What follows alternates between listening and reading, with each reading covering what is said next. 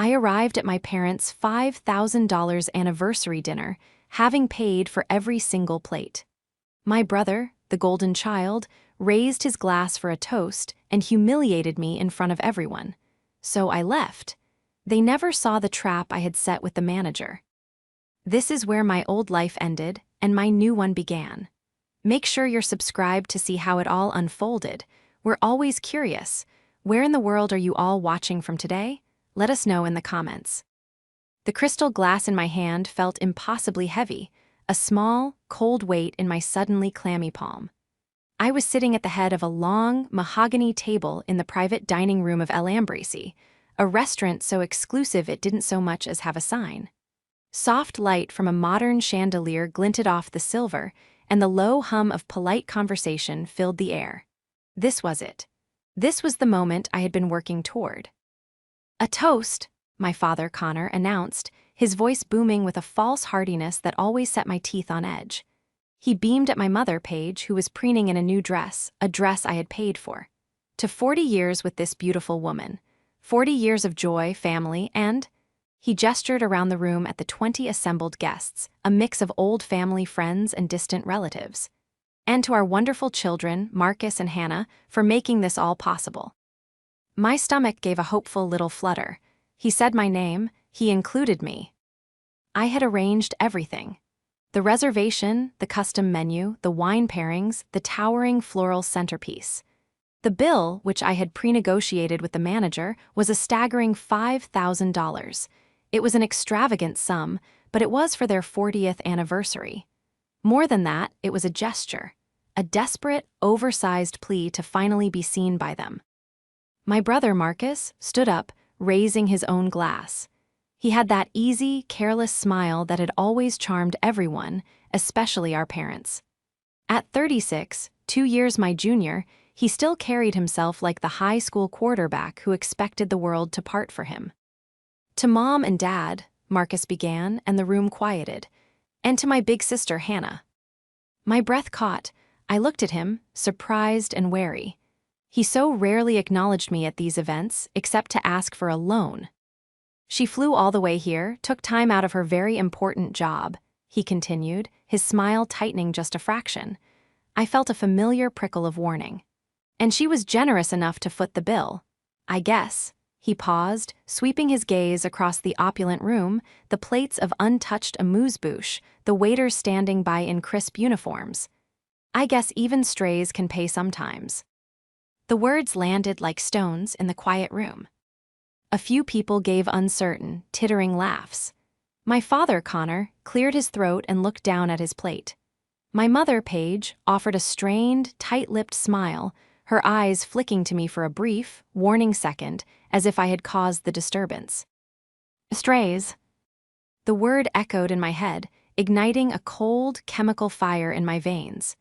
It was his old name for me, from when I'd left for college on a scholarship they hadn't supported.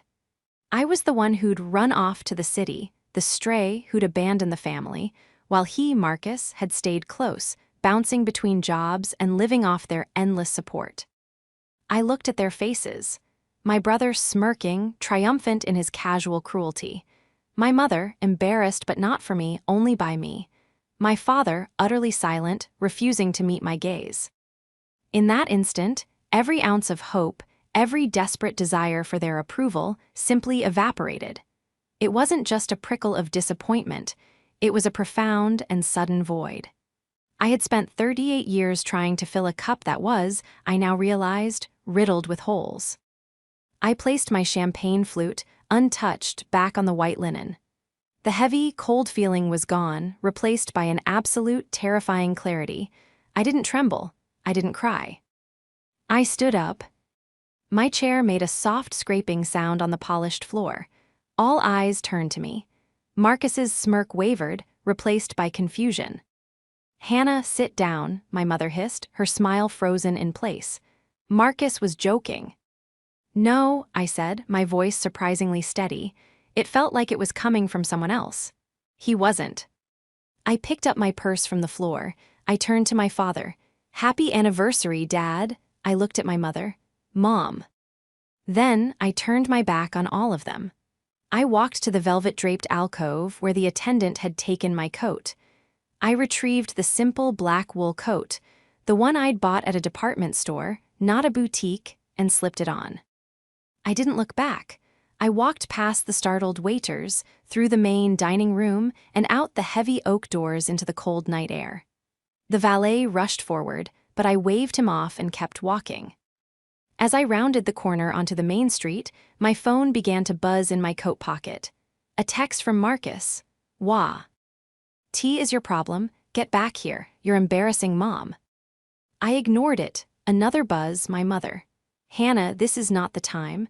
Come back and apologize to your brother. I hailed a cab. As I climbed in, I felt a strange, hollow lightness. The driver asked where I was going. I gave him the name of my hotel.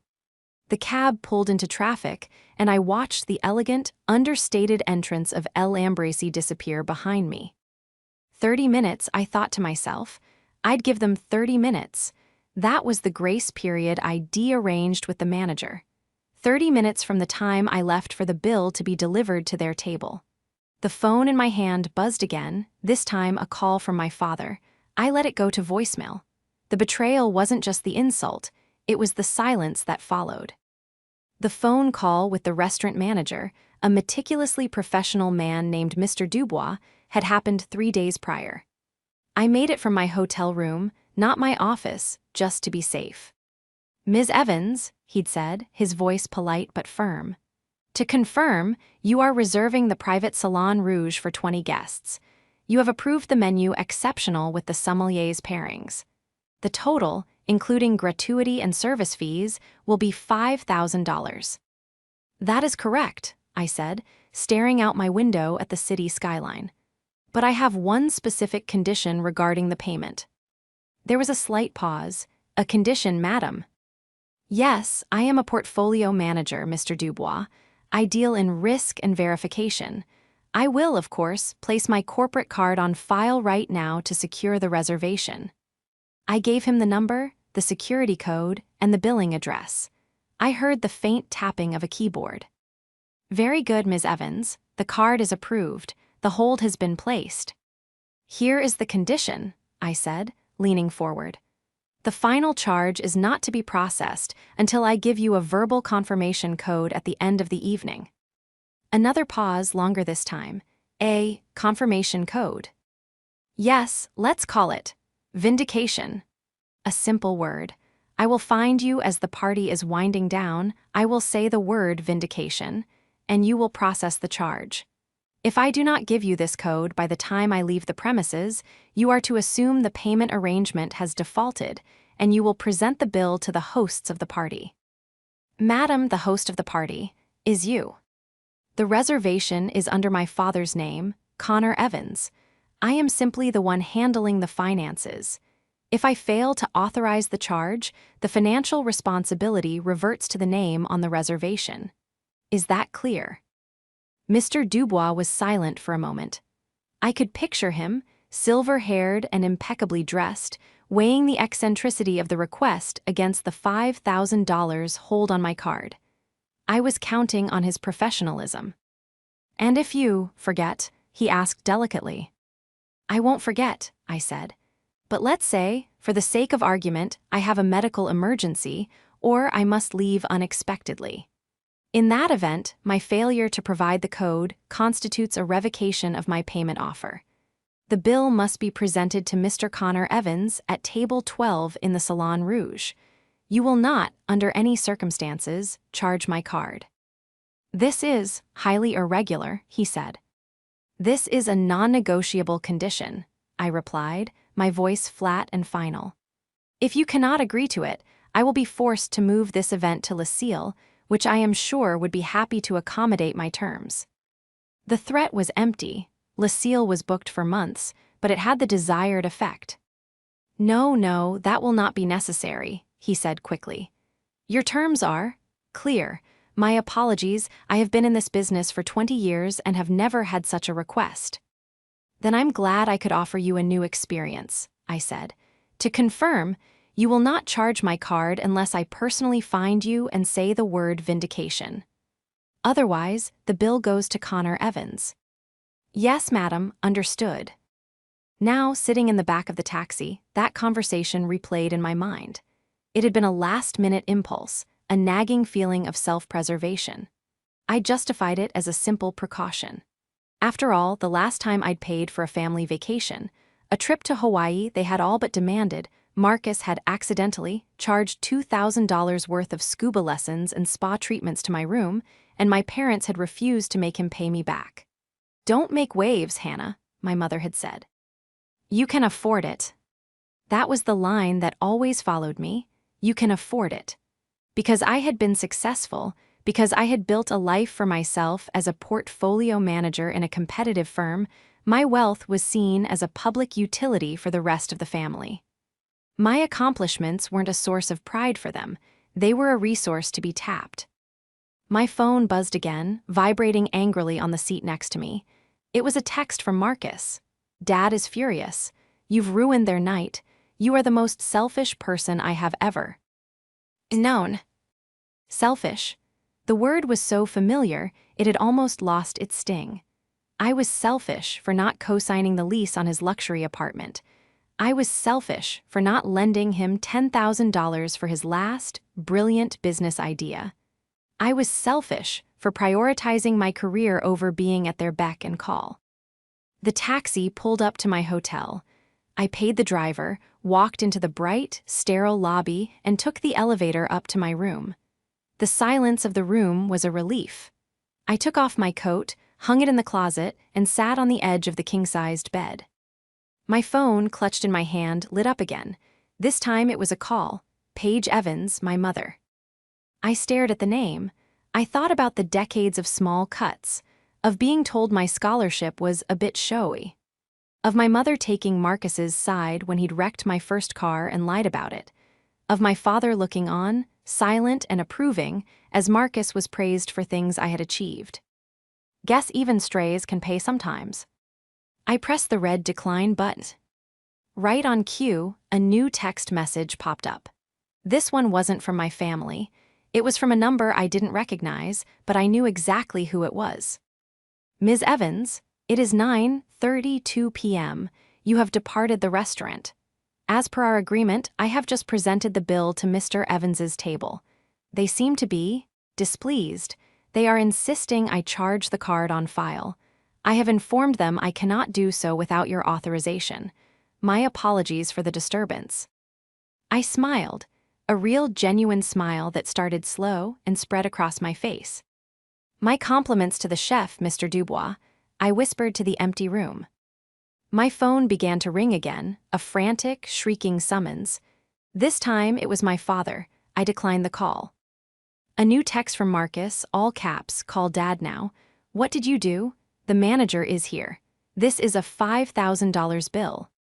I turned my phone over, screen down on the nightstand.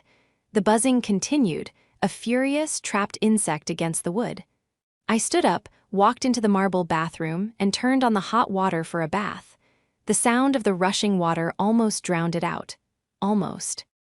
To understand my family, you have to understand the dynamic between Marcus and me. It wasn't just sibling rivalry. It was a preordained casting of roles from which we were never allowed to deviate. Marcus was the golden boy. I was the problem. Marcus was the one who could do no wrong. When he failed his exams in high school, it was because the teachers didn't understand his potential. When he got a DUI in college, it was a youthful mistake that my father's lawyer quietly handled. He drifted through his 20s, living at home, working a series of consulting jobs that never seemed to last more than a few months. His current gig as a real estate agent was, from what I could gather, more about posting pictures of himself in front of houses he couldn't sell than about earning a living. But oh, how my parents doted on him. My mother, Paige, would talk about him with a proud, hushed reverence. "Marcus is so good with people," she'd say, conveniently ignoring that he was terrible with money, responsibility, and fidelity. My father, Connor, saw him as an extension of himself, the son who'd stayed, the one who wasn't too good for his hometown. I, on the other hand, was the stray. I was the quiet, intense one who buried herself in books. When I tested into an advanced program, my mother worried it would make me socially awkward. When I won a full academic scholarship to a prestigious university, my father had frowned. "Why do you need to go so far away?" he'd asked. "There's a perfectly good state college right here." My selfishness, as they called it, was my ambition. I left. I went to that university, I got my degree, I interned at a thankless job, and I clawed my way up. I became a portfolio manager at one of the city's top investment firms. I built a life, a career, and a net worth that eclipsed theirs. I had done everything they said a person should do to be successful. But in my family's eyes, this wasn't success. It was abandonment. My success was a rejection of them, of their values, of their quiet suburban life. And worse, it was a glaring spotlight on Marcus's failures. The more I achieved, the more they coddled him, and the more he resented me. My money was the only part of my life they seemed to respect, and even then, only as it benefited them. I'd paid to fix the roof on their house. I'd covered the down payment on Marcus's sensible new car, a BMW. I was the emergency fund, the walking ATM, the one they called when the bills piled up, but I was never family. Not really. I was the stray, allowed in for a meal as long as I paid for it. I stepped out of the bath, the water now lukewarm. The buzzing from the nightstand had finally, mercifully, stopped. I wrapped myself in a thick hotel robe and padded back into the bedroom. My phone screen showed 14 missed calls and 22 new messages. I opened the thread from Marcus. "Marcus, what did you do? Marcus, they are threatening to call the police. Marcus, Dad doesn't have his checkbook. Paige is crying. Marcus, this is all your fault, you humiliated them. Marcus, pick up your phone, you coward. Marcus, I'm going to have to put this on my credit card. I hope you're happy." The last message gave me pause. Marcus putting $5,000 on his credit card? This I had to see. I knew for a fact his credit was abysmal. He'd borrowed my social security number years ago to apply for a card, an incident of identity theft I'd only discovered when a collections agency called me. I'd shut it down, paid the bill to protect my own credit, and confronted him. He'd laughed it off. "It was just a mistake, Hannah. Relax." This time I was relaxed. I was perfectly calm. I picked up the phone and opened my contacts. I didn't call my family. I called Sarah, my colleague, and more importantly, my lawyer. It was late, but she was a night owl. "Hannah," she answered, her voice sharp and alert. "Is everything okay? It's past midnight your time." "Everything is fantastic, Sarah," I said, walking to the mini fridge and pulling out a small bottle of water. "But I think I'm going to need you to draft a letter for me in the morning." "A letter to who? What happened?" "To my family," I said. "A cease and desist. And also, I need you to pull a full credit report on my brother, Marcus Evans. I have a feeling he's about to do something very stupid again, and I want to be prepared." "Hannah, what did you do?" Sarah asked, but there was a note of amusement in her voice. She knew my family. "I just left dinner," I said, taking a sip of water. "I just left them with the bill." There was a long silence on the other end, and then Sarah let out a low whistle. "The anniversary dinner? The one you were so stressed about? The $5,001. "That's the one." "And you just left." "I just left," I confirmed. "So, about that credit report." "I'm on it," Sarah said. "Consider it done, and Hannah, welcome to the rest of your life." I hung up, feeling a weight I hadn't even realized I was carrying lift from my shoulders. The phone buzzed one last time. A text from my father, Connor. "Dad, I have never been more ashamed of you in my life. You are no daughter of mine." I read the words, "You are no daughter of mine." For 38 years, that sentence would have destroyed me. It would have sent me scrambling, apologizing, begging for forgiveness, writing a check to smooth things over. But tonight I just read it and I felt nothing. Nothing but the quiet, clean emptiness of a cage door swinging open. "Okay," I whispered. I set the phone back on the nightstand, screen down. I got into bed, pulled the covers up to my chin, and for the first time in as long as I could remember, I fell asleep instantly. The next morning, I woke up to silence.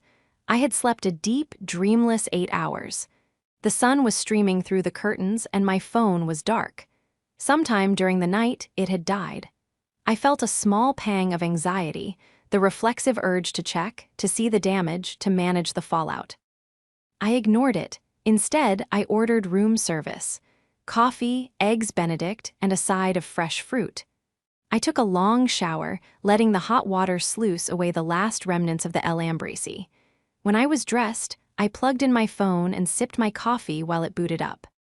The barrage was predictable, a wall of vitriol. Missed calls, angry voicemails, and texts ranging from threats to pleas. "Marcus, I had to pay. My card almost got declined. You owe me $5,000. I am not kidding, I'm calling a lawyer. PAIGE, Hannah darling, I think we all just got off on the wrong foot. Your brother was teasing, you know how he is, you overreacted. Please call us, your father is very upset. CONNOR, do not bother coming home. You have made your choice." The most interesting one was the text from Marcus. I had to pay. I knew his financial situation. He was a real estate agent in a slow market, living well beyond his means to keep up appearances. There was no way he had a $50 meet zero credit limit, not unless. My laptop chimed, an email from Sarah. Subject, well. Body, morning. I ran that report you asked for. Your brother, Marcus, is in significantly more debt than you thought. Credit cards maxed out, a high-interest personal loan, but here's the interesting part. He was recently approved for one new card, a high-limit business card. He got it by listing himself as a co-owner and officer of your parents' company.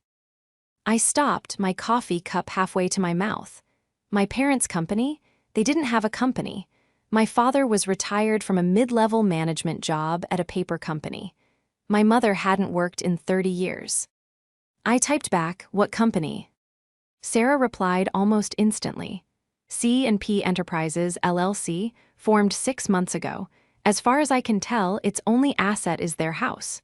He must have had them sign the papers.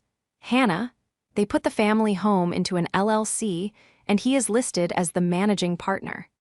The blood drained from my face. This was so much worse than I thought. This wasn't just petty jealousy and name-calling. This was fraud. Marcus hadn't just used their names. He had leveraged their only significant asset, the house I had helped them maintain, the house whose roof I had paid for, to fund his lifestyle. And he had just dropped $5,000 on that business card, likely a cash advance or a charge that would trigger an insane interest rate. This changed everything. This wasn't about a ruined dinner anymore. My parents were in real danger. My first instinct, the old, conditioned instinct, was to fix it. To call my father, to transfer the money, to clean up Marcus's mess before they lost their home. I put my head in my hands. The stray was about to save the farm, again. But then I thought about the text from my father. You are no daughter of mine. I thought about my mother's placating voice. You know how he is. They had made their choice. They had chosen the golden boy, the one who was, at this very moment, steering them directly off a financial cliff. My clever trap at the restaurant wasn't just about the $5,000 bill. I realized it now. The trap was the bill itself. It was a catalyst. It had forced Marcus to expose his hand. He had used a fraudulent card to pay a debt I was never supposed to leave behind. He had dug his own grave. The question was I going to pull him out? I called Sarah back. He's using their house as collateral, I said, my voice shaking with a new kind of anger. It wasn't hurt anymore. It was a cold, sharp rage. He's going to make them homeless. It looks that way, Sarah said grimly. The LLC agreement probably gives him broad powers. He can likely take out a business loan against the house's equity. That $5,000 charge is just the beginning. What can I do? Legally, your parents are the victims. They would have to press charges against him for fraud. And we both know they won't do that. No, I agreed. They'll blame me. They'll say I forced him to do it by leaving the dinner. Exactly, Sarah said. So what do you want to do? I looked out the hotel window. The city was busy, people moving with purpose, living their lives. My life, the one I had built, the one I refused to sacrifice on the altar of their dysfunction. I'm not going to fix it, I said, the words tasting strange and powerful. I'm not sending them a cent. Good, Sarah said, but you can protect yourself. And maybe, just maybe, you can give them a way to protect themselves if they ever wake up. How? We draft a document, Sarah said, her voice warming up, the lawyer in her sensing a strategy. We compile the evidence. The LLC formation, the business card application, a record of the Lambracy charge, we package it all up. We don't send it to them, we hold it. It's our leverage. Leverage for what? For the next time they call you for money, Sarah said. For the next time Marcus tries to pull you into his mess. You'll have proof of what he's capable of. This isn't just a spat, Hannah, it's a legal shield. Okay, I said, my resolve hardening. Do it, get me everything. I had a new plan. I wasn't just walking away. I was building a fortress. The trap had been sprung, and it had caught a bigger predator than I'd intended. But I wasn't going to be the bait. I packed my suitcase, my mind clear. I had one more stop to make before I went to the airport. I was going to go see Mr. Dubois. I needed a copy of that receipt. The restaurant was quiet when I arrived just before the lunch service. The scent of fresh bread and lemon polish hung in the air. Mr. Dubois was at the host's stand, reviewing a seating chart. He looked up as I approached, his expression perfectly neutral, but his eyes held a flicker of something. Recognition, pity. Ms. Evans, he said, inclining his head, I did not expect to see you. Mr. Dubois, I said, offering a small, professional smile. I apologize for the scene my family caused last night. It was not my intention to put you in such an awkward position. He gave a very slight, very Gallic shrug. In my 30 years, Ms. Evans, I have seen families implode over far less than a menu exceptional. It is not uncommon. I'm sure, I said. I am here because I need a favor. I require a copy of the final, itemized receipt from last night's dinner. Specifically, the one showing the method of payment. Mr. Dubois raised an eyebrow. That is a delicate request. The transaction was not with you. The transaction was fraudulent, I said, lowering my voice. The card used to pay that bill was a corporate card for an LLC. I have reason to believe the man who used it, my brother, is not an authorized signatory and is, in fact, commingling personal expenses. The charge for a $5,000 personal dinner on a business card is the sent piece of evidence I need. Mr. Dubois' professional mask slipped. He looked genuinely concerned. Fraud. I'm afraid so, and it involves my parents, who are the true owners of the company he is exploiting. I am trying to build a case to protect them. This, I could see, resonated with him. He was a man of order, of rules.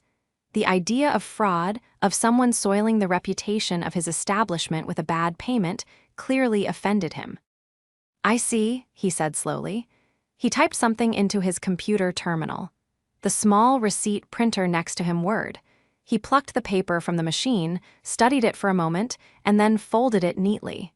He retrieved a small envelope, slid the receipt inside, and handed it to me. This is a guest copy, he said formally. I cannot give you the merchant copy, which has the full signature, but our security cameras in the Salon Rouge are motion activated. They would have clearly recorded Mr. Marcus Evans signing the bill. Should your lawyer, or the authorities, request the footage, we would be obligated to comply. I took the envelope. This was more than I could have hoped for. Mr. Dubois, you have been incredibly helpful. Thank you. I am merely protecting the integrity of the transaction, Ms. Evans, he said. Good luck. I walked out of the restaurant and into the bright sunshine, the envelope in my hand feeling like a weapon.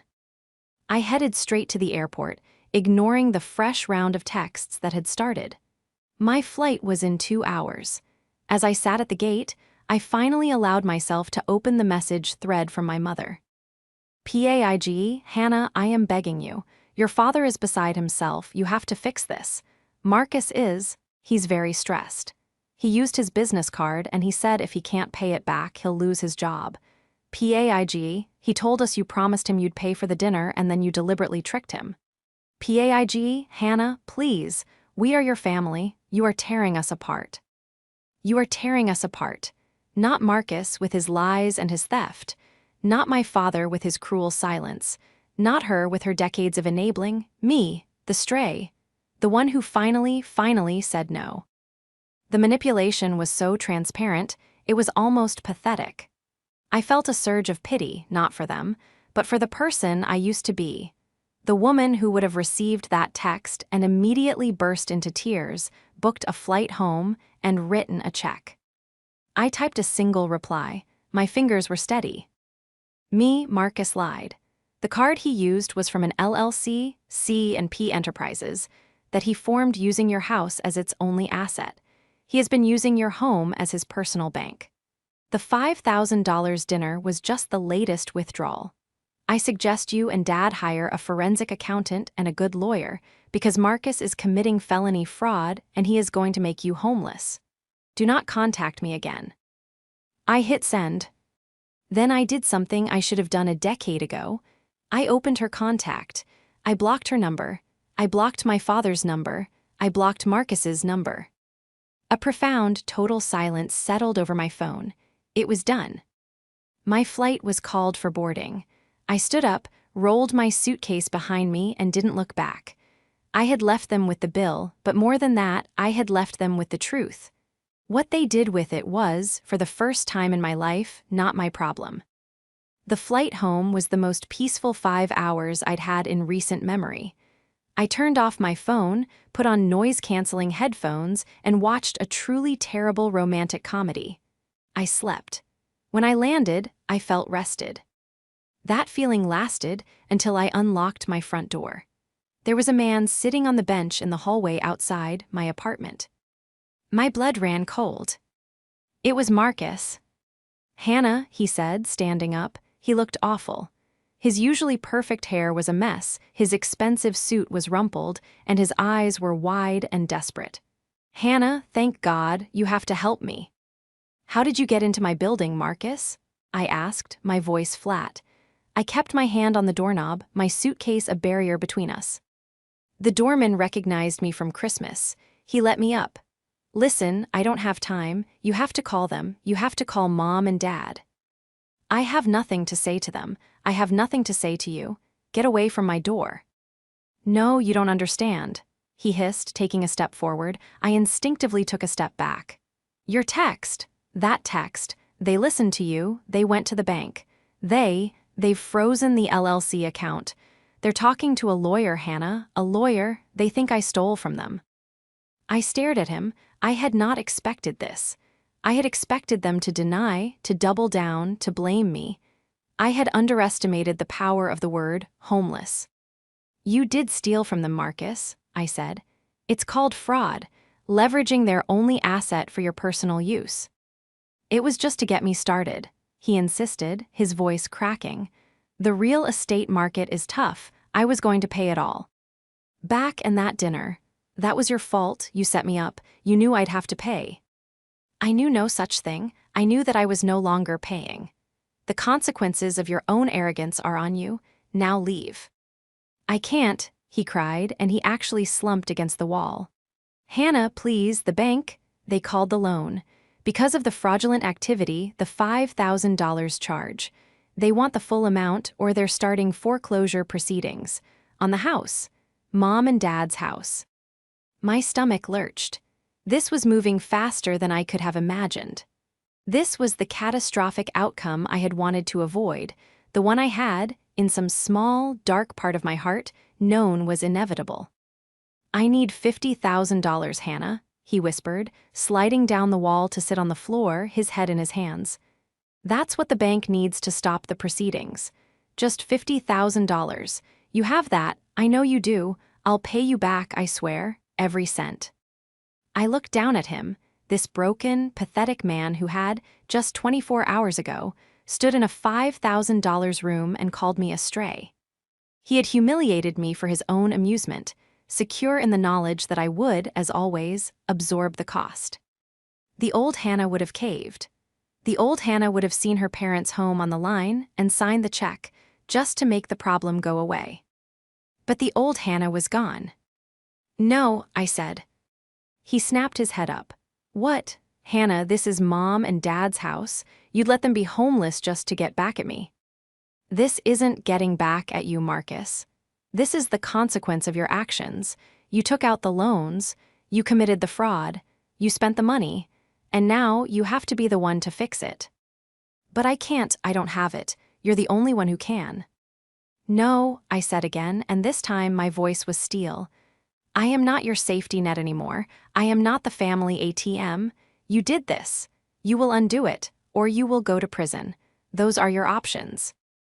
You'd let me go to prison," he stammered, his face pale with shock.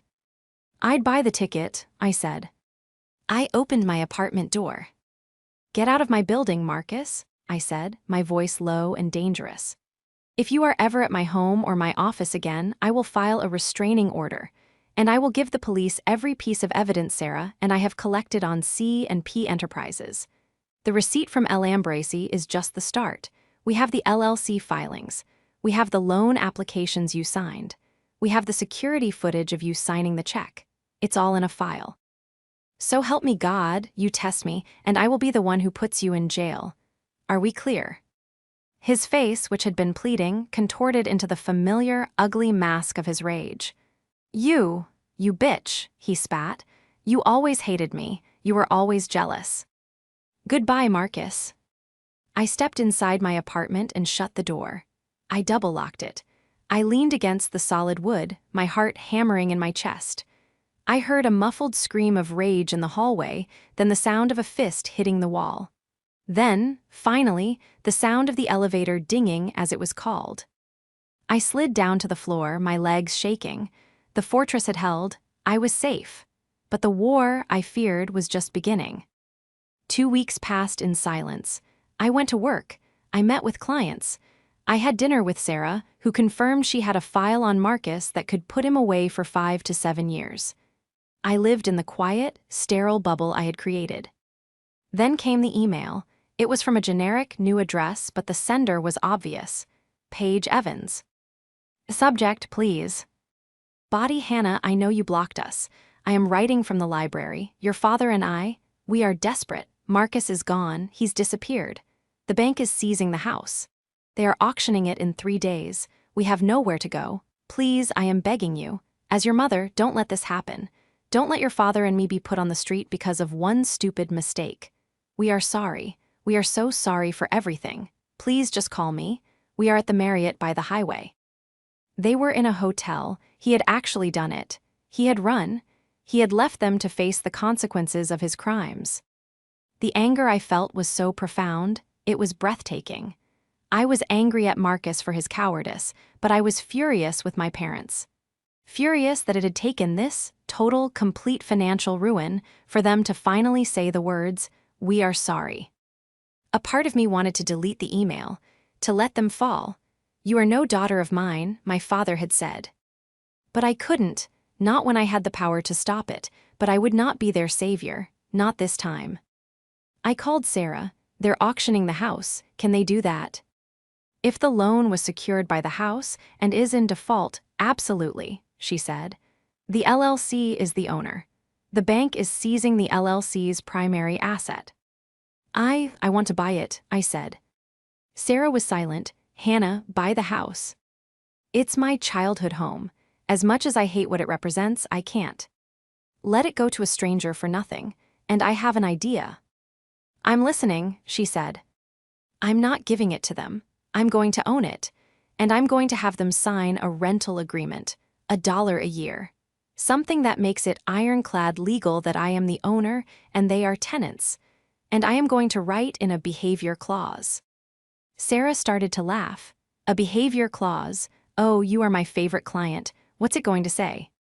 That I am not to be held liable for any of Marcus's debts, that they are not to give him money or shelter him, If they break the lease, they're out.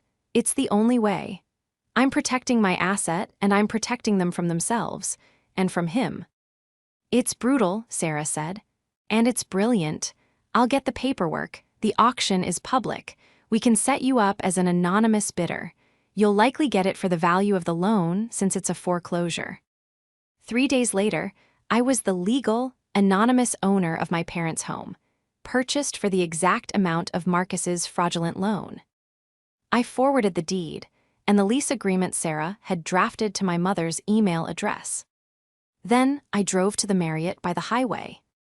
I found them in the sad, beige lobby, sitting on a worn-out sofa, looking lost and small. My father, Connor, who had always seemed so large and imposing, looked gray and frail. My mother just looked tired. They stood up when they saw me. My mother started to cry, rushing forward to hug me. I put up a hand, "Not yet." She stopped, confused. "I'm not here to absolve you," I said, my voice echoing slightly in the empty lobby. "I'm here to make a business proposition. Did you get my email?" Paige nodded, wiping her eyes. You bought the house." "I bought the house," I confirmed. "It is now my property. I have stopped the auction. The bank is paid. The debt is gone." My father stepped forward, his face working. "Hannah, I don't know what to say. We treated you." "You treated me terribly," I said, cutting him off. "You treated me like a stray. You sat there, silent, while your son, the son you enabled and protected, humiliated me after I'd offered an act of profound generosity. And then, when the consequences of his actions came due, you blamed me. You disowned me." My father flinched, looking down. I was angry. I didn't mean it." "You always meant it," I said, the truth of it sharp and clean. "For my entire life you have meant it, but that's over." I placed a folder on the coffee table. "That is a lease agreement. I will rent you my house for $1 a year. You can live there for the rest of your lives, but you will sign this." Connor picked it up, his hands shaking as he fumbled for his reading glasses. He read it. Paige read it over his shoulder. "A behavior clause," Paige whispered. "It stipulates," I said, my voice pure business, "that you will have no contact with Marcus regarding financial matters. You will not give him money. You will not co-sign any loans. You will not allow him to live in my house. If he shows up, you will call the police. If you violate this clause, the lease is terminated and I will evict you. And I will sell the house." "You'd evict us," my father whispered, horrified. "In a heartbeat," I said. "This is not a negotiation. This is the arrangement. I am not your daughter, remember? I am your landlady. You will be tenants in the house your son stole from you, and you will live there by my rules. The rules are simple. You will finally, for the first time in your lives, stop enabling him. You will protect yourselves. In doing so, you'll be protecting my asset." Paige was crying freely now. "Hannah, please, he's our son." "And I'm your daughter." The words ripped out of me, louder than I intended. "I was your daughter too, and you chose him over and over. Now I am making a different choice. You can have a home or you can have Marcus. You cannot have both." My father sat down heavily. He looked at the lease. He looked at my mother. He looked at me, his eyes finally clear. The fog of his pride and his favoritism had been burned away by sheer terror.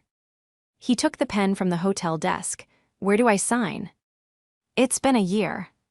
My parents signed the lease. I paid to have the locks on the house changed, and I installed a security system which I monitor. They moved back in. Our relationship is quiet. We don't have holidays. We don't have long, chatty phone calls.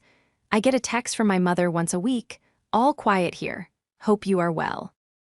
I reply, "I am, take care." It's sterile, it's businesslike, but it's honest. For the first time, our relationship is built on a foundation of truth, not on a toxic quicksand of expectation and resentment. They are, for all intents and purposes, my tenants, and they have been very good tenants. The behavior clause was tested once. 6 months ago, Marcus, who I'd heard was living out of his car, showed up on their due. I saw him on the security camera feed. He was banging on the door, screaming, demanding they let him in. I watched, my heart in my throat, as my father opened the door. He stood in the doorway, blocking it. I couldn't hear the audio, but I saw him shake his head. I saw him point to the street. I saw Marcus push him, and I saw my father push back. And then I saw my mother, Paige, standing behind him, holding the phone to her ear. 2 minutes later, a police car rolled up the street. Marcus saw it, screamed one last thing at them, and ran to his car. He was gone before they got to the house. My phone buzzed, a text from my mother, "We did it. We are fine, he's gone." I text back, "I saw, I'm proud of you." It was the first time I had ever said that to them. As for Marcus, his life continued its downward spiral. After the police incident, he was arrested a few counties over for trying to pull a credit card scam. With no family to bail him out, no high-powered lawyer from Dad, he took a plea deal. He's serving 18 months in a state facility. I sometimes wonder if, in the end, it's the most stable housing he's had in years. I went to El Ambrosio last week, not for a family dinner. I took my team, the people who actually work for me and respect me, to celebrate a successful quarter. Mr. Dubois spotted me as I was leaving. He came over, a small, genuine smile on his face. "Ms. Evans," he said, shaking my hand. "A pleasure to have you back, a much calmer evening, I trust." "Much calmer, Mr. Dubois," I said, smiling back. "And may I say, the bill was worth every penny." As I left the restaurant, I didn't feel the need to look over my shoulder. I didn't check my phone for angry texts. The air was cold, but I had my own coat and I knew exactly where I was going. I was going home to a life I had built, a life I had paid for, and a life that was, finally, entirely my own. The balance sheet was clear. The debts were paid, and I was no longer astray.